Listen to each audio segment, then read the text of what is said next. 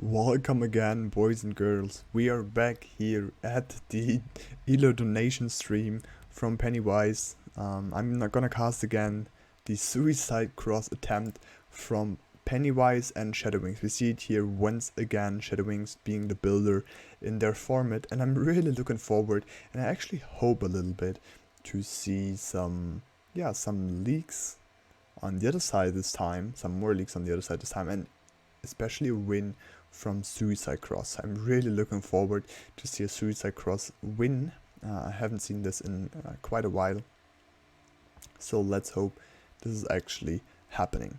But one thing to mention is that a Bone Crusher sword is probably the best you can build as a Suicide Cross, because you're having a guaranteed hold for both waves once with only 110 value, plus the builder is having 4 workers instantly, and then he can just start building a little bit more while he's getting a little bit more of income because of this extra worker that early into the round. So let's have a look. I'm really curious, and this time things are swapped a little bit. So once in all those games, Jules is not the one receiving a big sense, so he can be really happy, and I'm pretty sure he is going to be super happy. And this time we're having Kishava, the one who is receiving those big boy sense. There's one funny thing. Jules already played exactly how you would play if you're facing a Suicide Cross. So he was picking an opener that is not bad on a lot of waves behind another. For example, now Jules just picked Pyro because Pyro is super strong on 2, like 1, 2, 3. He's bad on 4 and 5. So he's having, out of the first 5 waves, Pyro is actually very strong on 3 of them. And that's why Jules picked Pyro, Pyro being probably the worst unit at the moment. And Jules picked it basically, or he built it basically, just to make sure, okay, you're playing Suicide Cross, I'm aware of this, and boom, I'm gonna present you the unit you will not be able to leak.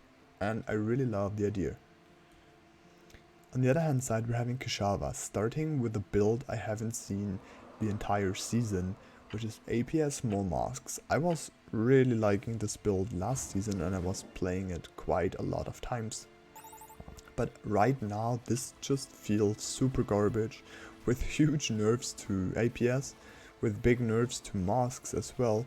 I think this is totally outdated, this build, and I'm really worried for Kishava to see him trying to hold with fairly weak units against huge Sens, especially against Sens that will be countered so easily with only 200 Mythium.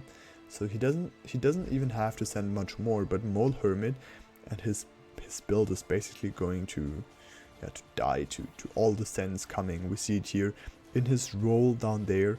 The only real thing is the gold buckler. Obviously there's a Shroom as well, but Shroom needs a little bit of time, so it's not really looking good for him, to be fair. But let's have a look when the first Sens are coming. Shadowwings didn't send so far, already 80 Mythium in the game, and Pennywise only sent the 20 on 1 and saving afterwards, and I'm kinda sure they will go 4. It makes a lot of sense because Pyro is such a weak unit on 4, and Kishava then trying to hold on wave 4 with Mask, which are very strong attack and defense wise on wave 4. So that is probably their goal, and it's maybe because of that Kishava played Mask APS to only cover this wave 4, and then they just try to win as early as possible. That would be something I could imagine that happened, and I'm kind of happy for them if that's actually the case. Sadly we can't see the in-game chat messages because of privacy, but that would be a real interesting fact to see whether their communication was something like this. Okay, I'm gonna cover 1, 2, 3, you're gonna cover 4. That would have been really interesting to see. So probably the first message from Jules in game would be, okay, they play Suicide Cross, and usually the other players know that, okay, fuck, it's gonna be an interesting game. Actually, I like to play against Suicide Cross because it's fairly weak and high elo, and if you're having a mate you can rely on and you can communicate a little bit with, which should be most of the players, I'm facing, then you can already say, okay, we have a fairly big chance to win this. But let's have a look. The income sends are coming out once again, and their send is still not here. The mind games, they are huge. So Kashava did full build for this one wave, which is wave 4, but there's no send coming. And now things start to get problematic, because Kashava did focus all his units on this one wave. He's gonna leak huge on next, on 5, like 5 being his weakest wave, until 9. After that, he's not really good on 6, while Jules is not really good on 6 as well, and he's still on 4 workers. So Pennywise and Shadowwings are already ahead. 4 workers, plus they're receiving income sends all the time, so they face no pressure. And this is such a smart strategy. It's an all-in strategy, because usually you try to scale in a Suicide Cross, and Penny with 11 income, he's not scaling anywhere. He has not the opportunity to push more than 1 or 2 workers each round, so he really cannot scale at all. But on the other hand side, Jules is not able to income too much. He's not having the workers he would like to have as the one receiving from the builder, and we see it here. He's already having 160 Mythium on the bank, and they are making this, yeah, let's call it mistake, and incoming all the time. So unless they're holding this one big send that is coming, or at least doing very, very good with leaking 50% or less each of them, they will have a hard time to later on, yeah, be able to win this. But this is gonna be a short game anyway, and I'm a little bit convinced it is going to be an either 6 or 7 send coming. It is all because of the pyros, so pyros are not really good on 6, not really good on 7, but with all the other additional units we see here from Jules, with the Royal Guard, Golden Bucklers and the Looters, I can imagine a 7 send coming out, especially here we see it.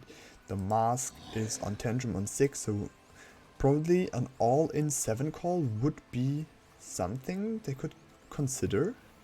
Jules not really looking good. He's at the moment having not one unit that is good on 7, while Kashava's not really looking great there as well. It's basically all about Shadow, because Shadows is on so low value. Yeah, I can't describe it. Like, his value is really small. The units he's having, they're okay on 6. They are really bad on 7, and I don't really see them holding too much if they're saving for longer. But we already see it. The sends are coming out. Jules receiving the Mole Hermit, which is probably not breaking him with all the single target damage from the Royal Guards. Maybe actually some Dragon Turtles or Drake or something would have made a better job. I'm not 100% sure. Drake, pretty sure, would have done a good job against those Royal Guards. But on the other hand side, we're having the 4-eye on wave 6, and we all know it from wave 10. A 4-eye against the king is killing you. And now we don't have wave 10, no, we have wave 6, which means the king is maybe at 50% of the power on wave 10. So if the 4-eye reaches the king full life, it is maybe killing 60% of the HP just by itself. And I'm really looking forward to see that in action. It's gonna be amazing. Obviously the masks are going to do a decent job against all the small ones down there. There's no Hermit edge, so they're not able to regenerate, but the 4-eye is almost full HP. We see it here, the double pyro, but the 2 pyros are not gonna do anything against this 4-eye. This is the brilliance on this send. So they probably choose to go for the 4-eye, because this 4-eye is gonna stay in the back line, while the pyros at first have to clear the front line. Obviously front line is very low, but this 4-eye is still gonna reach the boss, and that with not 2 less HP. I'm really looking forward to see a 4-eye in action against the boss, and how much it can actually do. They were smart, they've done some king attack, but let's have a look. The 4-eye, look at this. Boom, boom, boom, and it's now ramping up. Oh, I'm actually a little bit, oh my god, that was way less than I hoped for. Wow. I'm a little bit sad now.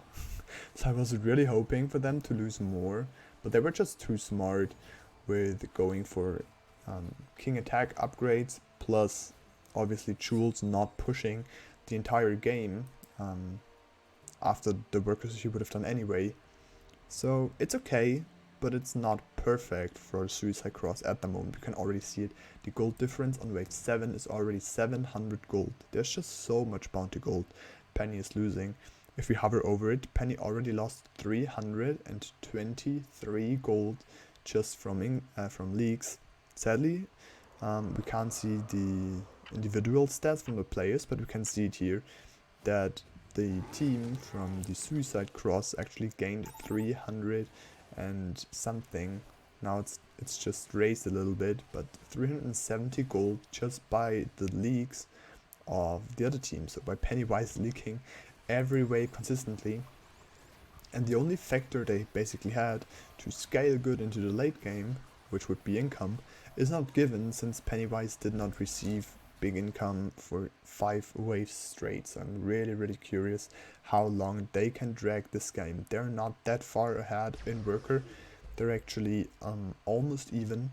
There's only 4 worker ahead, but they're in the same time they're 800 or 900 value down. So this is gonna be a really critical game, and now the best call would be to save for Jules and Kashava. So they should now try to have a look. Okay, let's have a look at those builds. When are they really bad? Here for Shadow Wings you would obviously have 8, but therefore the Mythium is a little bit too small, so Shadow Wings is really bad on 8. He's looking quite good on 9 with huge tanks here and there, plus an Orchid that is possible as the damage dealer. And especially with now the income send coming out, because they know they're that far behind, they should go in 10 actually. Pennywise, no chance of holding. Shadow Wings building probably most of it for wave 10. So it's probably gonna be wave 10 that wins the game for Jules and Kashava.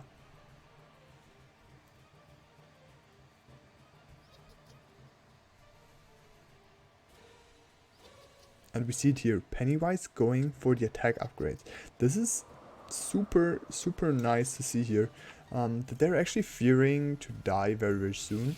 And with the king attack upgrades, we can imagine that this is wave 10, because in wave 10 it's obviously best to have some upgrades in king attack, and they even prioritized king attack upgrades over some heal upgrades they could have really used with dropping with down 40 HP king.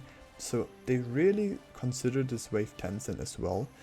I hope they will build for it. I don't really see units so far from both Shadow Wings and Pennywise, and even if Penny's building, he's not going to be able to build too much for it, while Shadow Wings not looking too great as I already mentioned. But let's have a look.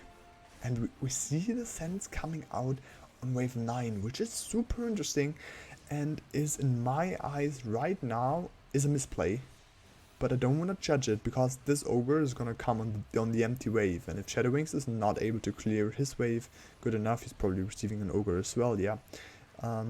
They will have no chance. But we have to mention once again, they're super far down because Pennywise did not get the income, same as Shadow Wings. They skipped their income with fairly high worker for way too long. So even if Shadow Wings here is having probably the best wave of his early game, he's very vulnerable, and he's probably just holding his stuff and maybe 1/3 of Penny's wave, especially with receiving an ogre. So this is actually a do or die wave. If Pennywise and Shadow, if they can clear this, I think they have a really good chance to do some serious damage the next waves, especially with Kashava being super dead on 10. If they die hard here, and for example the Orchid is tanking before the Golem, which it might do based on focus. Okay, he's really lucky, but just imagine the Orchid died before the Golem, which is his main damage dealer here in this wave. He is not able to hold a lot, and it is actually looking like the 2 regeneration Crusher, they already died. And look at that, Shadow Wings 1300 value in good units, barely holding here. Like, he is really not doing an excellent job. He's not gonna hold too much there. Maybe the Dragon Turtle. That might be GG. That might oh, he's not even clearing the Dragon Turtle. The bones have actually, yeah, they have to do the job with the Dragon Turtle, and now it is over. This is GG once again. Congratulations to Truls and Kushava beating the Suicide Cross after a hell of a send. Hope you enjoyed it, guys. Let's see. Maybe I'm queuing against them now. I'm gonna have a look. I hope you enjoyed it, as I said. See you everybody, and have fun in your rank games.